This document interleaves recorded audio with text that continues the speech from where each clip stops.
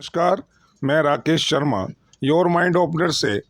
दोस्तों, आज मैं आपकी मुलाकात करा रहा हूं और बातचीत कर रहा हूं एक ऐसी शख्सियत से जो बहुत ही जिनका ये कहा जाए कि जहां प्रशंसा के लिए शब्द ना हो, जहां उसकी बड़ाई के लिए शब्द छोटे पड़ जाएं, जहां किसी भी अवार्ड को उनको दिया जाए तो उस अवार्ड की वैल्यू बढ़े ना कि उनकी बढ़े, ऐसी शख्सियत सरदार डोनर सिंह भी कहा जाए उनको।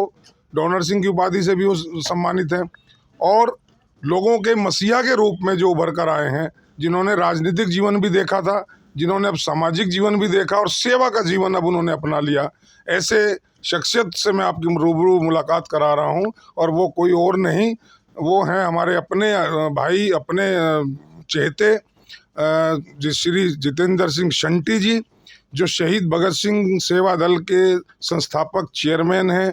और इन्होंने जो पिछले कोरोना काल में इस फर्स्ट वेव में और सेकंड वेव में जो किया, मैं शायद पहले भी आपसे रूबरू करा चुका हूं, उनके बारे में बता चुका हूं। और उनके इन्हीं कामों के लिए अभी भारत के राष्ट्रपति ने उनको पद्मश्री की उपाधि से सम्मानित करके इस पूरे जमुना पार की पॉपुलेशन का ही नहीं, पूरे समाज का गौरव बढ़ा है। इससे उन लोगों का गौरव बढ़ा है जो समाज की सेवा कर रहे हैं सच्चे मन से। मैं उन्हीं से आपसे बातचीत करा रहा हूँ। संटी जी, आपका स्वागत है योर माइंड ओपनर में। और मैं सीधा आपसे एक बात पूछना चाहता हूँ कि पद्मश्री मिलने से पहले जो आपकी कार्रवाई, जो काम करने का ढंग था, और पद्मश्री मिलने के बाद उसमें क्या अंतर महसूस कर रहे हैं, क्या चेंजेस आई हैं? किसी की मुस्कुराहटों पे हो निसार, किसी का दर्द मिल सके तो ले उधार, किसी के वास्ते हो तेरे दिल में प्यार, जीना इसी का नाम है। जो 25 साल से सेवा कर रहा था शहीद भगत सिंह सेवा दल, आज पद्मश्री अवार्ड के साथ साथ एक बहुत बड़ी जिम्मेदारी है।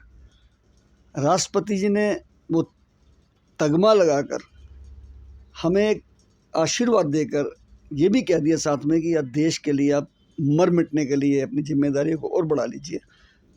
तो मैं समझता हूँ कि जो पहले हम सेवा कर रहे थे 25 साल से, आज कोरोना में हमारा एक टेस्ट हुआ, उसमें हम पास हुए। और ईश्वर ना करे कभी भी देश के ऊपर ऐसी विपदा आएगी तो हम पहले की तरह ही मर मिटने के लिए तैयार रहेंगे। मैं, मेरे वॉरियर, मेरी टीम, मेरे बच्चे, हम पूरा परिवार लगे हुए हैं। अभी सुनने में आ रहा है, अभी ओमिक्रॉन का एक खतरा मंडरा गया है, हलचल मची हुई है पूरे देश में, नहीं पूरे विश्व में हलचल मच गई। पिछले 3-4 दिन में ही इसका बहुत ज़्यादा वो हुआ है। हम ना भगवान से ऐसा चाहें कि हम चाहें कि ऐसा ना हो, इन केस कोई ऐसा कुछ होने लगा तो शहीद भगत सिंह सेवा दल के ऊपर मुझे लगता है बहुत ज़्यादा जिम्मेदारियां आ जाएंगी। उसके लिए हम कहाँ तक तैयार हैं? देखिए, लोगों का हमारे ऊपर बहुत विश्वास है। वो इसलिए भी है कि जब पिछले 2 बारी कोविड आया तो लोगों ने उस बुरे समय में, जैसे किसी के घर में डेड बॉडी पड़ी है, 2 दिन हो गए, 3 दिन हो गए, कभी वो किसी को फ़ोन कर रहे हैं, कभी किसी डिपार्टमेंट को कर रहे हैं, कभी किसी को, लेकिन 3 दिन के बाद जब शहीद भगत सिंह सेवा दल में फ़ोन आता है और वो सर्विस उनको 10 मिनट में मिल जाती है, तो वो एक बहुत बड़ा विश्वास बैठ गया पब्लिक के ऊपर। आज वही विश्वास राष्ट्रपति जी के अवार्ड देने के बाद और ज़्यादा बैठ गया कि यार देश ने रिकॉग्नाइज़ किया। तो मैं दावे से कह सकता हूँ कि आज भी प्रशासन की शायद तैयारियां कहीं ना कहीं अधूरी रह जाए, लेकिन शहीद भगत सिंह सेवा दल मजबूती के साथ तैयार है। मजबूती के साथ हमारे वॉरियर, हमारी एम्बुलेंसेस, हमारे शव वाहन, हमारा शमशान घाट और भी ज़्यादा एक्यूपाइड तरीके से, हर तरीके से हमने कोर्सेज करा दिए अपने ड्राइवर्स को, वॉरियर्स को। बॉडी को कैसे पैक करना है, बॉडी को फर्स्ट एड कैसे देनी है, हॉस्पिटल कैसे लेके जाना है, ऑक्सीजन कैसे देनी है, इन सारी चीज़ों के लिए हम पहले तो तैयार थे। लेकिन इस कोरोना को अगर परमात्मा ना करे तीसरा बार आता है तो हम उसी तरीके से उससे ज़्यादा काम करेंगे। जी, एक सवाल जहन में उठता है, मैं आपको पिछले 30-35 सालों से जानता हूँ कि जब आपका राजनीतिक जीवन था और उसमें राजनीतिक उठापटक में कभी टिकट आपको 2-3 बार मिली, 4 बार मिली, आप 2 बार कॉर्पोरेटर रहे, एमएलए रहे, फिर ऐसा भी समय आया कि किसी वजह से राजनीतिक समीकरणों की घटने बढ़ने से वो टिकट नहीं मिली, चेहरे पे मायूसी भी आई, मन में दुख भी हुआ, इतना सेवा करने के बाद हम कॉम्पिटेंट थे एमएलए के, हम कॉम्पिटेंट थे एमपी के, और उसके बावजूद नहीं मिली। तो वो जो मनोस्थिति थी और उसके दौरान वो नहीं हुआ और ये ट्रैक बदल गया और आपने पूरा अपनी एनर्जी इधर लगा दी। तो अब क्या लगता है कि वो जो हुआ, वाहेगुरु ने बहुत अच्छा किया कि आपको उस राजनीति के दलदल से बाहर रखा और आपने जो सच्ची सेवा है, जो भगवान चाहता है, वो आपने की। तो आपको ऐसा दोनों में कंपेरिटिवली क्या लगता है? कई बार हमें बुरा लगता है जब कोई ईश्वर ऐसा काम कर देता है, लेकिन बाद में हमें लगता है नहीं यार, ये बिल्कुल सही हुआ। जैसे अगर मैं आज एमएलए होता शायद मैं इतनी सेवा ना कर सकता, और कर भी देता तो लोग कहते कोई एहसान थोड़ा किया, ये तो एमएलए हैं जिनके पास पार्टी की बाउंड्रीज में बन जाते हैं आप। यार इनको फंड मिले हुए हैं फलाना। 25 साल हो गए सेवा करते हुए, बिना किसी सरकारी फंड के काम करना राष्ट्रीय राजधानी दिल्ली में। 26 साल हो चुके हैं मुझे, मैं आज तक अपनी एम्बुलेंस में घूमता हूँ, मैं कार में नहीं घूमता अपने पास। मैं भी ऐश कर सकता हूँ, मैं भी घूम सकता हूँ। एक जुनून है मेरे को काम करने का, हम उससे पीछे हटने वाले नहीं है। काम से डट के काम कर रहे थे, डट के काम करेंगे किसी भी तरीके से। शहीद भगत सिंह सेवा दल जो काम पहले कर रहा था उससे ज़्यादा काम करने का जज्बा रखता है। और जब तक, जहाँ तक मैं बात करूँ, जो मेरे सब्सक्राइबर देख रहे हैं आपकी इस वीडियो को, सबको एक ही बात कहूँगा, आप जो भी काम करें लगन के साथ करें, छोटा बड़ा ना देखें कि मैं छोटा काम कर रहा हूँ। मुझे भी याद है जब मैंने शमशान घाट का काम शुरू किया था, लोग कहते थे कि ये लाशों का व्यापार करता है, ये कफन का व्यापार करता है। लेकिन आज वही लोग मेरे साथ फ़ोटो खिंचवाने आते हैं। जब मैं ब्लड डोनेशन करता था, मैंने 103 बार ब्लड डोनेट किया, तो लोग कहते थे खून बेचता है। आज वो लोग मेरे से पूछने आते हैं कि ब्लड डोनेट कैसे करें। जब मैं सेंचुरियन अवार्ड बना, वर्ल्ड बुक ऑफ रिकॉर्ड में मेरा नाम आया, तो कोई भी काम आप लगन से करिए, आप कभी पीछे नहीं हटेंगे। मैंने अपने जीवन में 3 दौर देखे हैं। पहला था बिजनेस सेट करने का, मैंने बहुत टॉप पे किया और बहुत पैसा कमाया। दूसरा था मेरा पॉलिटिक्स में पंगा लेने का, स्वाद लेने का, मैंने लिया और 3 बार इलेक्ट हुआ। और उसके बाद तीसरा मेरा स्वाद था सेवा करने का। 25 साल की सेवा के बाद आज पद्मश्री जब राष्ट्रपति जी ने दे दिया, तो मुझे लगता है वो भी मेरी तमन्ना पूरी हो गई है।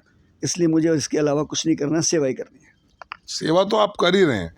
मेरे को याद है, मैं आपका बचपन देखा है, वो बचपन का जितेंद्र, वो बचपन का शंटी और आज के शंटी में कहीं कोई एक अंतर पाते हो, मिस करते हो उस शंटी को, या इस शंटी में ज़्यादा सेटिस्फेक्शन मिलता है?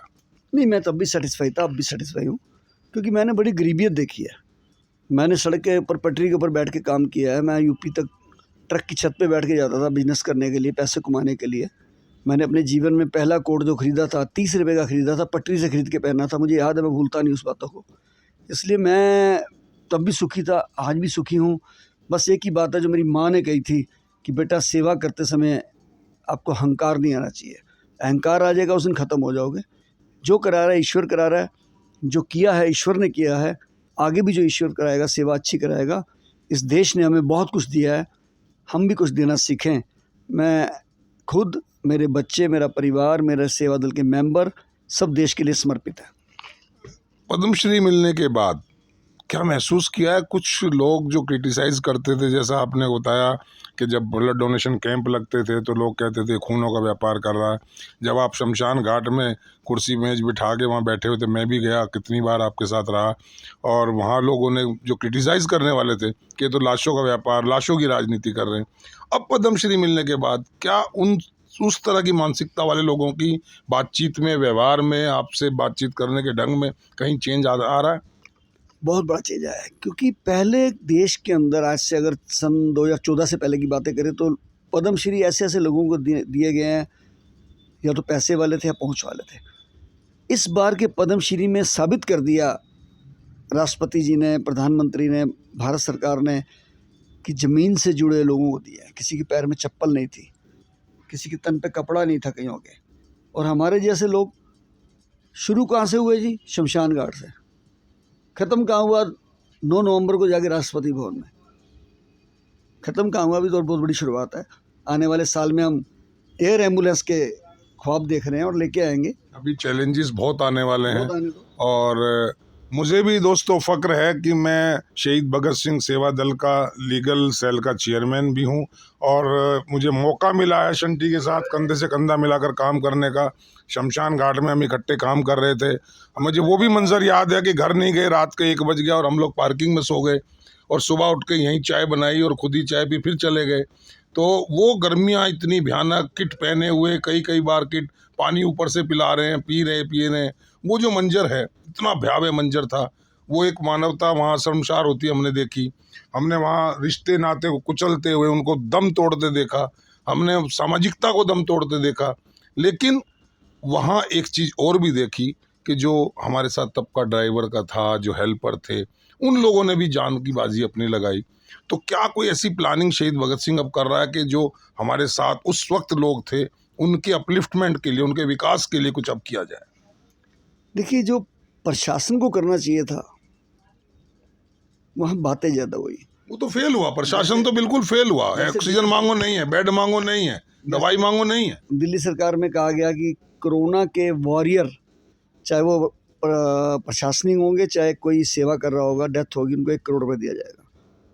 शहीद भगत सिंह सेवा दल का ड्राइवर मरा, एक पैसा नहीं दिया, 1 पैसा नहीं दिया। हम यही तो डिस्क्रिमिनेशन मैं कह रहा हूँ। मैं मीडिया को सैल्यूट करता हूँ कि मीडिया ने उसका इतना प्रचार किया कि उनको घर भी दिलवाया, उनको बच्चों को नौकरी भी हमने दिलाई, उनको जो साधन कर सकते थे करे, लेकिन कुछ नहीं दिया सरकार ने जी। बातें बहुत ज़्यादा की गई थी और हमें चाहिए भी नहीं, सच बोलूँ मैं, ऐसे लोगों से हमें चाहिए भी नहीं है कि जो सिर्फ एक चेक देने के लिए किसी घर जाते हैं और फ़ोटो खिंचाते हैं और फिर उसे डालते हैं। वो ना करके हमारे वॉरियर बहुत समर्पित है, जब 25 साल से सेवा कर रहे हैं, निस्वार्थ होकर कर रहे हैं। जितनी तनख्वाह हम इनको देते हैं इतनी तो ई रिक्शा चला के घुमा सकते हैं, लेकिन इनको जुनून है सेवा करने का, इसलिए वो शहीद भगत सिंह सेवा दल से जुड़े हैं, शंटी के साथ जुड़े हैं। तो मैं तो अपने ड्राइवर को, अपने वॉरियर को सैल्यूट करता हूँ, एक भगवान के रूप में देखता हूँ उनको कि इनकी वजह से ही पद्मश्री मिला है। पद्मश्री शंटी को नहीं मिला है, ये मेरे ड्राइवर्स को मिला है, मेरे शमशान घाट पे काम करने वाले वॉरियर्स को मिला है, मेरे बच्चों को मिला है, मेरे सेवा दल के मेंबर्स को मिला है। अकेले शंटी का अवार्ड नहीं है ये। शंटी जी, मैंने वो मंजर देखा कि जब उनकी डेड बॉडीज आई, परिवार के लोग बाहर सड़क के भी परली तरफ खड़े थे, तो उस वक्त कोई पैर छू रहा था, कोई रो रहा था, कोई मन की स्थिति उनकी सबकी गड़बड़ थी। हम भी बहुत बेचैन थे, परेशान थे।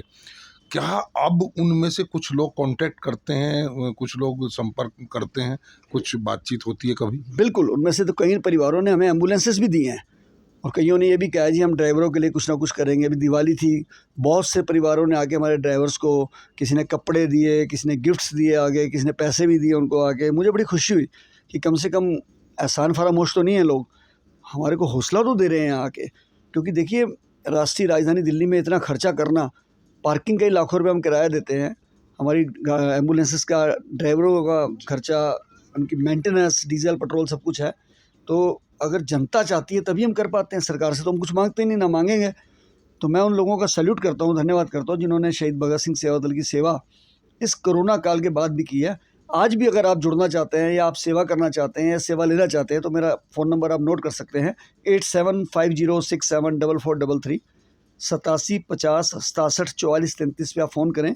आपको कोई भी सेवा चाहिए हो या आपने शहीद भगत सिंह सेवा दल के साथ जुड़ के सेवा करना चाहते हैं, कोई एम्बुलेंस देना चाहते हैं, कोई लकड़ी देना चाहते हैं शमशान घाट की, ड्राइवरों को खुश करने के लिए कुछ देना चाहते हैं, डीजल पेट्रोल देना चाहते हैं, आप जुड़िए सेवा दल के साथ, मैं मना नहीं कर रहा हूँ आपको।